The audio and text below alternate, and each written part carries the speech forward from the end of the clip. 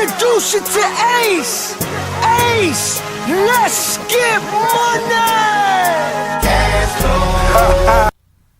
Hey, what's going on? It's your boy Indika Powell, the certified public accountant, and I'm here with Darius Barrett, the CEO of Revere Estates. Man, I'm really excited that he came through today. Man, he's gonna talk to y'all about passive income, how to get real estate business off the ground part time. You know, while you're doing your doing your 9-to-5 job, and you know how all of that can translate into big business and financial freedom. All right, so before we even get started, I'm gonna give you guys my MVP credit score, Capital Corner. All right. So in today's Capital Corner, it's the end of the year. People are closing up their books. Get with your accountant on all of that. One thing I want to talk about is capitalization. All right, capitalization basically is defined as using an asset that takes longer than 12 months. So you have certain things inside of your business, whether that be real estate, a television, a computer, things that you purchase that are going to last longer than a year have to be capitalized in accounting as well as in tax. And so what you end up with is what's called depreciation expense. And these things you can go online and find out on YouTube kind of how these things work, or get some information on an accounting website. But the big thing is to remember that you have to capitalize these big items. You can't write off an entire building or an entire vehicle. Those things have to be capitalized, and what you get is an annual depreciation expense for your intangible assets, things like trademarks. If you're paying for somebody else's research and development, those things are amortized also on an annual basis. So that's the Capital Corner tip, and we'll be right back with Darius. Wazoo Mobile Technologies, connecting businesses and customers at a fraction of the price. Wherever you may go, quickly and easily find and compare deals and businesses with Wazoo. Now with over 20,000 downloads. Set preferences and see the best deals, or see all the new hair and fashion styles on Style Swiper. Browse for new hair and fashion styles, get directions to nearby salons who offer unique styles. Wazoo and Style Swiper from Wazoo Mobile Technologies. Available on the App Store and Google Play. All right, man. We are back with Darius Barrett. My mistake, man. Before, you know what I'm saying, and my producer gonna make sure when he put it up there, he spell it right. All right. So Darius has been in real estate, man. So kind of talk to us about the beginning. How did you get involved in real estate? Okay.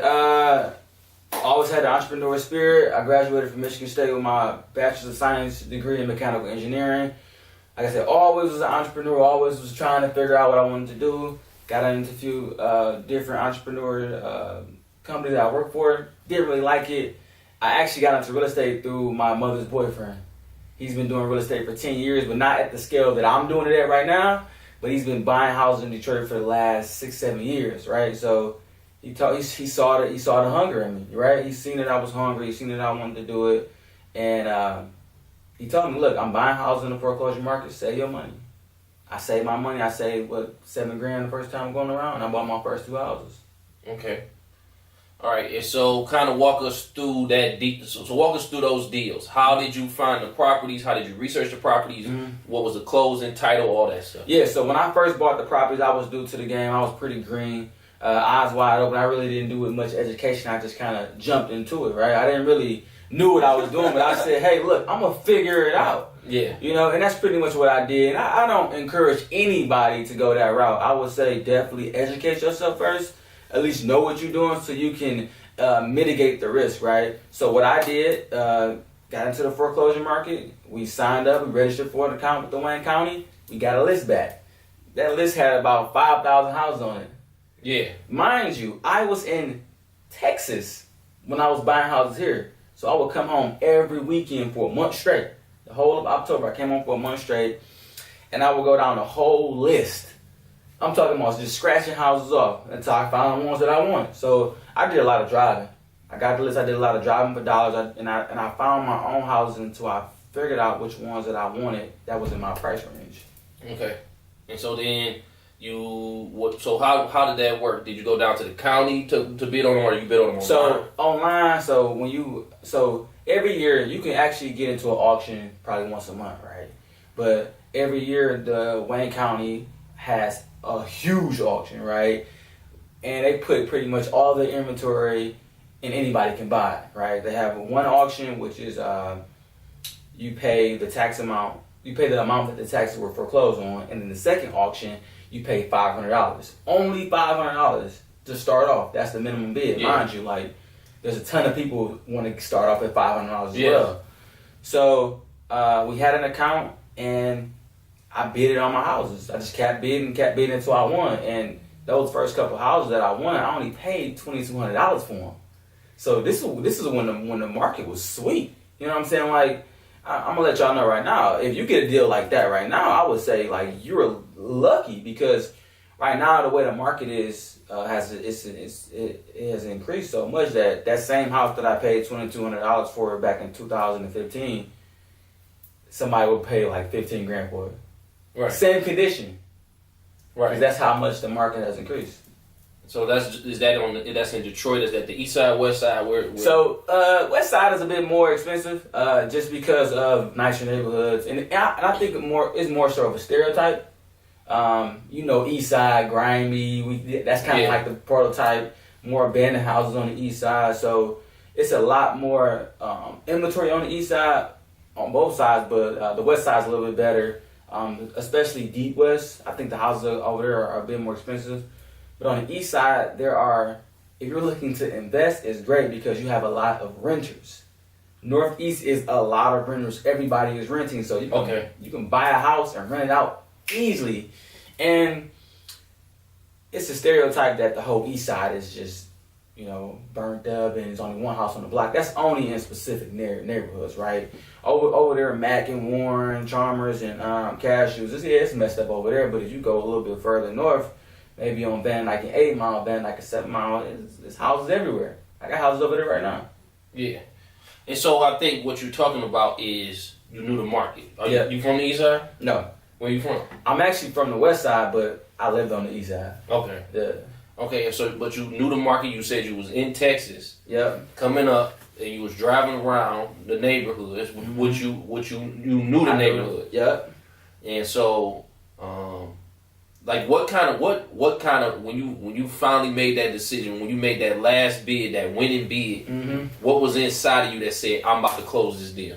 So, what was inside of me saying I'm about to close this deal when I won? Like, I won the deal. That was pretty much my first house. I was excited to know that I'm a new owner of real estate. Okay. And it didn't really hit me until I actually had the deeds in my hand. The deeds don't come till like a month later.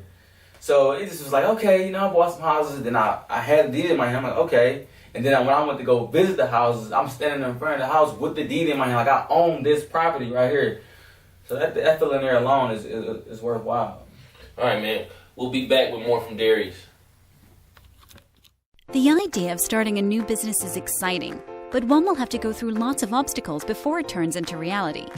Financial decisions made on the early stages of forming the business will dictate whether the venture will succeed or fail. But with Pettis, we'll help your business maximize in profits while minimizing your tax burden. We'll help you weigh the pros and cons of each financial decision you will take. We'll also form your business and set you up with free accounting software to help you keep track of your income and expenses. Don't risk making a mistake. Contact Pettis LLC, your full-service accounting firm in Detroit, for practical advice that will help you make the best decisions for your new business.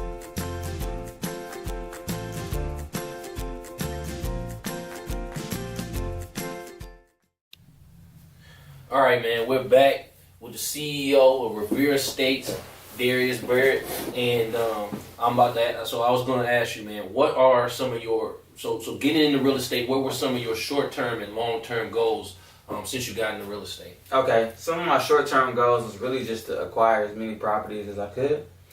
I just felt like that's where I would say the education part comes in there. I didn't really know what I was buying there, so I was just trying to acquire properties as they came, right? Right. So now I'm more strategic. I took a step back in the company. So my short-term goals is to pretty much acquire properties in strategic development neighborhoods. Right now, Detroit has 7 strategic development neighborhoods. One is 7 in Illinois, is one in Hamtramck. And these are neighborhoods that they're pretty much going to pour money into. So that's the best part about real estate. You don't want to just buy anywhere. You want to buy where they're developing. Yeah. Because then now you have more room for growth, more room for appreciation, and then you can make more. You can make more profit by redeveloping properties next to development areas versus just buying property in the middle of Detroit where nobody wants to live, right? Yes. So my short-term goal is to make sure I'm acquiring property strategically. A long-term goal, the company, I now have my residential builder's license, so the company now can be a construction and development company. That's a long-term goal to pretty much service Detroit as far as residential and commercial real estate development and pretty much be a part of the growth of Detroit. Yeah. I mean, but like I'm digging deeper into to like why do you take extra time out of your week? Yeah. You working, right? Mm-hmm. So why do you take extra time? Like, you know, people want their weekends. People want to watch. People want to binge Netflix. What gets you up? Okay, so what really got me into the real estate and like I figured out I had to be an entrepreneur. For one, student loan debt. I graduated with a mechanical engineering degree. I'm about $120,000 in debt. On average, the average person is about $40,000 in debt. And I knew a full-time job, even with an engineering degree, I'm not going to be able to pay that off, right? So that was one of my strategies. I said, okay, I need to have a side hustle. And the side hustle actually turned into my passion. 2, I don't like having my livelihood depending on corporate America, right? I feel like if corporate America or my job right now, if they lay me off, how am I going to fend for myself? How am I going to pay the bills? How am I going to provide for my family? Yeah. You know, I don't like somebody to have that power in their hands, right? Like, you can cut me off at any time. Right. And then what I'm going to do? And last but not least, I'm just looking to create a legacy, right? I'm looking to leave my family something. I'm not going to be here forever, right? But if I can build a great foundation that they can build upon, then that's worthwhile for me. Okay. So kind of walk us through, like, how, now that you've been in it for a while, kind of walk us through the cash flow. You know, are you collecting cash from renters? Are you managing properties? Have you done some flips? Like, how, and then, so what's kind of like the timeline on those 3 specific projects? Okay. I have rental properties right now. I am currently cash flowing. Detroit isn't really as bad, I would say.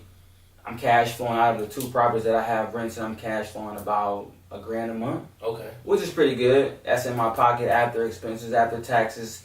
And mind you, these are free and clear, right? These are mortgages. I pay for these out of my pocket. Yes. Now, if I have a mortgage on it, that'd be different. That's a mortgage payment and I got to add into the expenses. But since I don't, which I would recommend everybody, don't over leverage yourself when you buying these houses. You don't want to take too much cash out and then you're over leveraged, right? So rentals, I'm cash flowing. It took me so when I was in Texas, it was a headache, right? Because I was in Texas trying to create rental properties, buying houses and trying to fix them up. Can you imagine trying to do that from pretty much across the country? Right. I'm hiring people. I got my dad managing properties. You know, I got him going over there. So that was a challenge. So it took me one property took me about 2 months to put back together. And it was a little minor stuff, like a furnace. I had to fix a floor and lay some carpet, just minor stuff. And it shouldn't even took me that long. And then the second one, which took me about 6 months, I pretty much did a whole rehab, electrical, plumbing, bathroom, kitchen, paint, carpet. I laid it, you know what I'm saying?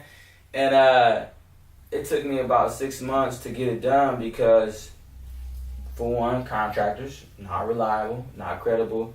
I recommend when you're, and at the time, I was in a crunch for money, so I couldn't really spend top dollar on a guy that was going to come in and knock it out. I had to go with my uncle, you know? Yeah. So it was a lesson learned. You know, he did a good job, but it just took me longer. And then there's high risk for working on Detroit, but there's also high reward because I've got my house broken into twice before a renter moved in. They stole the furnace twice. Damn, that's crazy. Toilets, anything that's valuable And I was fortunate they didn't steal the cabinets because the cabinets was probably the hardest to find. But they broke into it twice, and I had to put the stuff back in there. So the timeline for a flip, to me personally, my flips right now, I don't want to do no more than 60 days. Because I got the cash now. I'm ready, and I'm local. So I can go hire credible, reliable contractors and look at their portfolio and say, hey, I want you to do a good job, and I got contracts pretty much highlighting timeline, schedule payments. It's like to the T, so I'm not playing with you. I'm letting you know about my business. Yeah. So that was a challenge with doing the rentals, but right now, I kind of took a step back from the rentals because I'm in the business of flipping. I need to acquire, leverage the funds, rehab it, flip it, collect my profit, put that to the side, do it again. Yes. You know, I feel like all millennials or people that are young adults should be flipping. For the simple fact that you want to build up a nest egg. You don't want to make that flip and spend it. Oh, I got this 10 bands, let me go buy me a new nice car. No, you want to take that 10 bands and sit it to the side. Or a good strategy would be flip, take the 10, or let's say you made a flip for 30 bands, right? I would take 15, go buy an asset, rental, free and clear. Now I'm getting cash flow. Now I got another 15, put that to the side, take the funds that I already had invested, do it again. Right. So the reason I say that is because rentals can be, it's a long-term game. Right. You only seeing $800 a month at max in a D, right? Right. You want to be able to see 30 grand, right? You know, in 60 days, that's how you really create generational wealth. You know, you see 30 grand in 60 days. Every 60 days, you getting 30 grand in your pocket, 30 grand in your pocket, 30 grand in your pocket. Instead of every month, you getting 800. Not next month, you get another 800. So it's just a slow roll. So a lot of older people I talk to, they don't want to sell their assets because they're going to live off that cash flow. Right, exactly. You know, exactly. They're like, okay, I need that $5 grand a month from the cash flow to pay for my bills. I'm an older adult. I'm not working. This is extra money for me.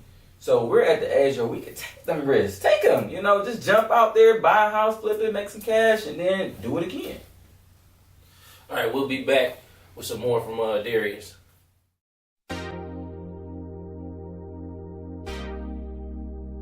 Hey, welcome to Thinkers Co-working Spaces located on Jefferson and Chalmers. Hey, give us a call at 313-728-5662 or 313-850-3703. We have all the space that you need. Weddings, baby showers, meetings, you name it, we got it. We aim to please, or look us up at thinkerscoworkingspaces.com or at thinkthinkers.com. Thinkers, baby.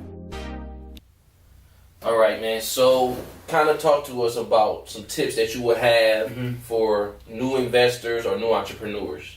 Okay, and these tips are coming directly from my experience.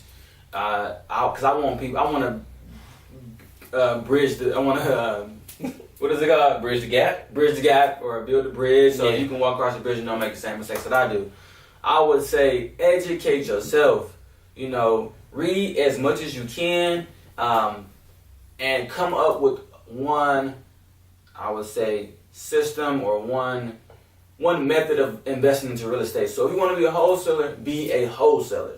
If you want to be a flipper, be a flipper. If you want to be a buy and hold, be a buy and hold. But you want to try to focus on one niche so you can get good at that niche. Okay, that makes sense. Once you get good at that niche, then you can expand. But if you try to do wholesaling, buy and hold, flip, you're going to spread yourself too thin. And you're going to take longer. Right. I ain't saying you can't get there. I ain't saying it ain't possible, right? But we want to make progress. So definitely educate yourself. I would say join real estate investor associations that are everywhere. If you just type in REIA in any city, you can find one. They're all across the country. And there are people that are willing and will give you this information for free. You might have to pay a membership fee of $100, but I hope that none of y'all will sign up for some of these programs out here that have you paying $30,000, $50,000, or $5 grand, right? There are people, and a lot of this stuff you can Google, Yeah, and you can YouTube. You know, So use YouTube, use Google, and use these real estate investment associations, and also be confident and patient. I've made a lot of mistakes by just running, jumping the gun, and just wanting to do it because it looked good, right? You want to get it's like you getting the Instagram likes and love, right? Because you did something, you know, you don't really know the backhand behind the story, but when somebody posts something on Instagram, you just, you get the love, quick love, but that don't mean what they did was successful. That don't mean what they did was they made some money off of it. They could have lost. You know, they could have actually paid more money than they put in, but they sold the house. So don't do it for the gram. It's pretty much what I'm saying. Be patient and be methodical. Be strategic. You know, the three things that this is how I run my company. We have to maximize, we got to strategize, and we got to incentivize. That's always how we think about everything that we do. So those are the 3 tips that I would say incorporate into yourself so you don't make the same mistakes that I did. All right, and then what's some books you recommend? Okay, books. I read a book by Crushing It. It's called by Brian Murray. It's called Crushing It. It's about buying commercial real estate. And it got some good stories in there. And there's also another book that I love, and it's really, really, really, it's really been influential right now to where I'm at right now. It's called Sell or Be Sold by Grant Cardone. It's a pretty lengthy book. I haven't finished it yet, and I'm like 6 hours in because I got the audio. I'm going to Miami to see Grant. Yeah. Oh yeah. Yeah, their Super Bowl weekend. Oh, that's gonna be. Oh, for real? Yeah. What are you doing down there? He got a conference. He got the whole the Marlins. Okay. The Marlins Stadium. He got a whole conference going on. Okay, I'm gonna have to meet you down there. Yeah, man, for sure. But I would say that usually once you start getting into this information, you're going to see a lot of the same information again and again. Because a lot of people just repeating the same thing just a different way. And I tell people this, if I can get one thing out of a book that I can add to myself, then that's a good book. You know, I'm not trying to gain this whole life experience from this one book because a lot of it is the same, just told from a different perspective. So if you can get one gem out of any book that you read, then that's a good book. All right. And then tell them where they can reach you at, how they can get a hold of you and your Instagram and your website. So for anybody that's looking to sell a property or buy a property or need some construction and development done, I can be contacted by email at thetheinvestor2.0@gmail.com, or you can call me directly from my business phone. It's 24/7. Feel free to call it 313-405-5443. And also, please follow me on social media. I'm always advocating and educating people about investing in real estate at Mr. Revere, Mr.Revere on all social handles. All right, man. All right, we're going to be back with our investor tip and celebrity our sellout. Baby Backs, located on 7 Mile in Livernois.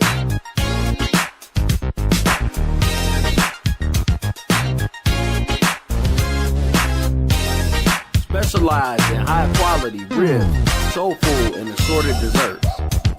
Come on now, you already know.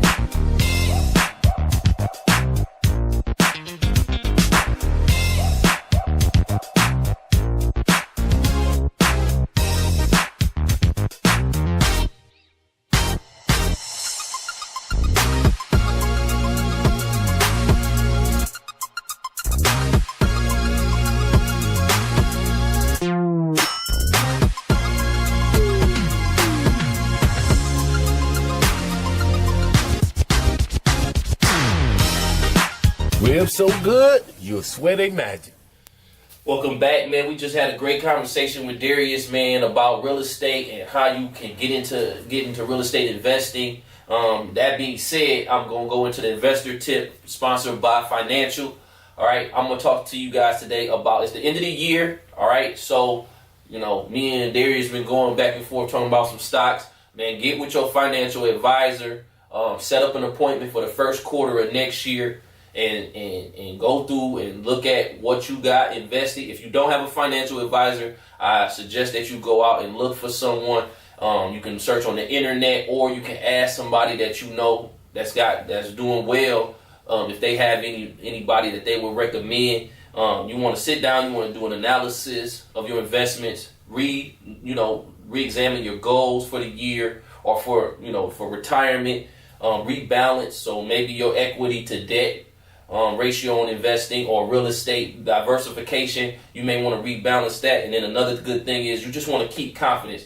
I saw today that the S&P is down 10% in the last 3 months. It's times like this that things can get a little shaky, but it don't mean that you should be selling. It might mean that there's just a correction that's being going on. So just get with a financial advisor, man. That's my advice for this week. Now we're gonna get into the celebrity sellout. This week we're gonna talk about Meek Mill. He just put out a championship album. Yes. This is after he got sentenced to 2 to 4 years on parole.